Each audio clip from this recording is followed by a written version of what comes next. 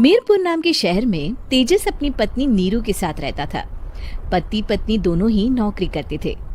एक दिन तेजस गांव अपनी माँ के पास फोन करता है। हेलो, प्रणाम माँ। जीते रहो माँ, तुम दादी बनने वाली हो। अरे वाह, ठीक है बेटा, मैं कल ही आती हूँ। जब माँ जी शहर पहुंची तो बेटी बहू ने बहुत अच्छे से स्वागत किया। लीजिए माँ जी चाय। अरे गर्मा गर्म पकोड़े ले आओ माँ के लिए। नीरू रसोई में गई और 2 मिनट में ही पकोड़े ले आई। जी ये लीजिए। बहू जादू से बनाए हैं क्या? अभी तो रसोई में गई थी। यम्मी। माँ जी शीला रसोई में पकोड़े तल रही है, मैं बस लेकर आई। हे भगवान, मेरा धर्म भ्रष्ट कर दिया तूने। अब तो गंगा जल से शुद्धिकरण करना होगा। दूसरे दिन, माँ जी मैंने नाश्ता बना दिया है, ऑफिस जा रही हूँ। पर अभी तो घर का सारा काम पड़ा है। शीला आती ही होगी, झाड़ू पोछा बर्तन कपड़े वो सब कर लेगी। हमारे जमाने में घर का सारा काम हम ही करते थे। जी माँ जी आप बहुत होशियार हैं, मैं घर ऑफिस दोनों नहीं संभाल पाती। तो जरूरत क्या है घर से बाहर जाकर चाकरी करने की? वैसे भी घर का काम खुद करने से घर में बरकत आती है, समझी? पर माँ जी। पर वर कुछ नहीं, इस महीने की पगार मिले फिर ऑफिस बंद। हाँ। रात को नीरू तेजस से कहती है, सुनिए जी, माँ जी बोल रही थी कि मैं नौकरी छोड़ दूं। वैसे ठीक ही तो है, अभी तुम्हें आराम की जरूरत है। फिर भी आराम कहाँ, शीला को छुड़ाने के लिए बोल रही थी। तो अब 24 घंटे में इतना काम तो कर ही सकती हो। पर जॉब पसंद है मुझे, घर पर मन नहीं लगेगा।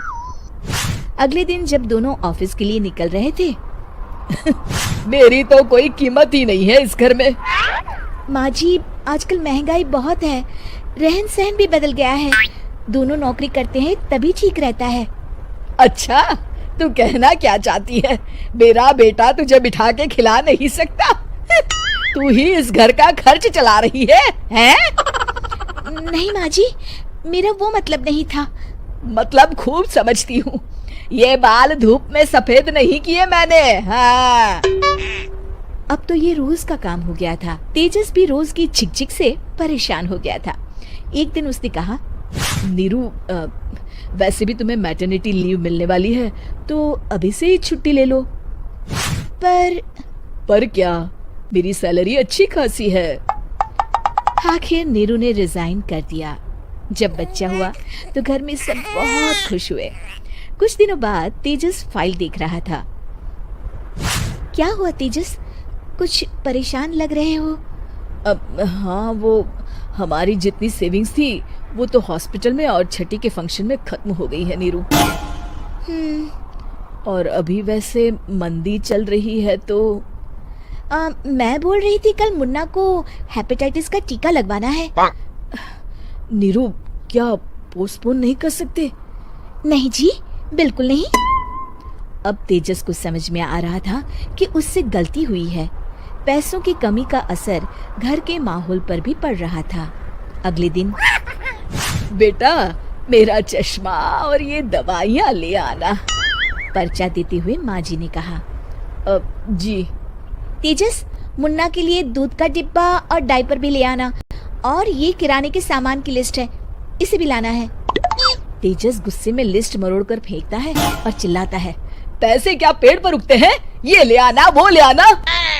अरे पर ये जरूरत का सामान ही है। वो गुस्से में बिना कुछ कहे ऑफिस चला गया। अरे लंच तो ले जाइए। नीरू दौड़कर डिब्बा पकड़ाती है। एक दिन खाना खाने के बाद, नीरू, अब तो मुन्ना कुछ बड़ा हो गया, तो अब तुम वापस ज्वाइन कर लो ना जॉब। पर इस रिसेशन में जॉब मिलना बहुत मुश्किल है। ट्राई तो करो। फिर मुन्ना? माँ जी है ना, और एक फुल टाइम मेड भी लगा लेंगे। पर माँ जी उन्हें तो पसंद नहीं। तभी माँ जी वहाँ आ जाती है और प्यार से नीरू के सर पर हाथ फेरते हुए बोलती है, अब मेरी समझ में आ गया बहू, पहले के और अब के समय में अंतर है। तुम काम शुरू करो, मुन्ना की जिम्मेदारी मेरी। मेरी प्यारी माँ जी। ये कहकर नीरू उनके गले लग गई। शिक्षा, परिवर्तन संसार का नियम है, हमें भी समय के साथ चलना चाहिए। उम्मीद है कि आपको हमारी ये कहानी पसंद आई होगी।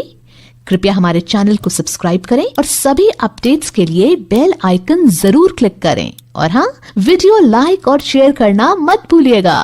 Bye bye.